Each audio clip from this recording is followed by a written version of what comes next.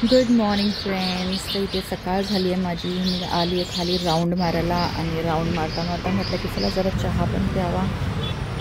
माझ्या फेवरेट दुकानामधून चहा पिल्यानंतर मी म्हटलं जरा देवासाठी फुलं वगैरे घ्यायची आहेत. हेल्दी राहण्यासाठी मी म्हटलं लिफ्ट सोडून पायऱ्यांनी जाते आणि पायऱ्यांनी जाता जाता जे माझा दम निघाला, ओ माय गॉड, जीवच निघाला माझा. तर मी अंघोळ वगैरे करून इथे माझी पूजा आटपून घेतली. आज माझं मंदिर बघा किती सुंदर दिसतं आहे. मी रील पण टाकली होती याची, तर आय होप तुम्ही बघितली असेल. तर मी हे माझं मंदिर सजवलं आहे छान.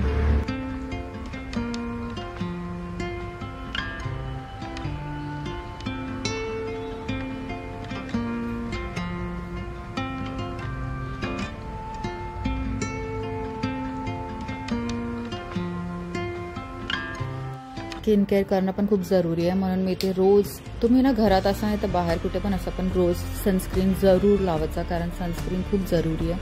ते इथे मी माझ्या फेसला सनस्क्रीन कमीत कमी लावून घेतलं. आय डोंट लाईक मॉइश्चरायझर, पण सनस्क्रीन नेहमी लावायचा.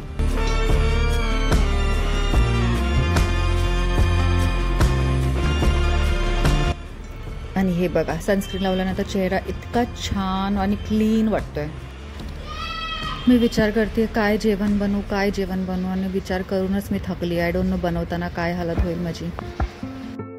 जेवणाचं तर माहिती नाही आहे, पण इथे मी पिऊन घेते जरासा चहा आणि थोडा स्वतःला चार्ज अप करते.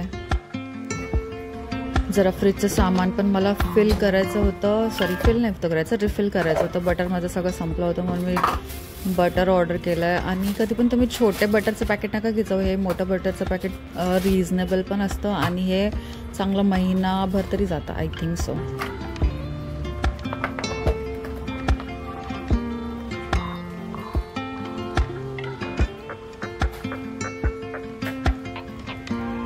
चला या आपण जेवण बनवूया.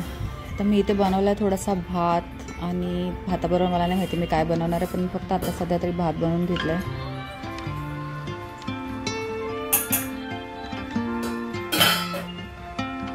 रोज एक तरी फ्रूट खायला पाहिजे, म्हणून मी आज खाते आहे मोसंबी. खूप दिवस झाले घेऊन ठेवली होती.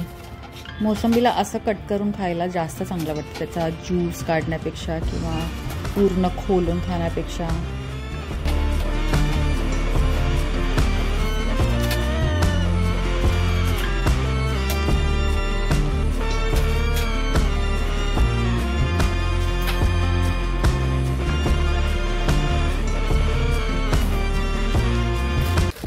बस होत नाही तर जरा स्नॅक्स खाऊन घेते.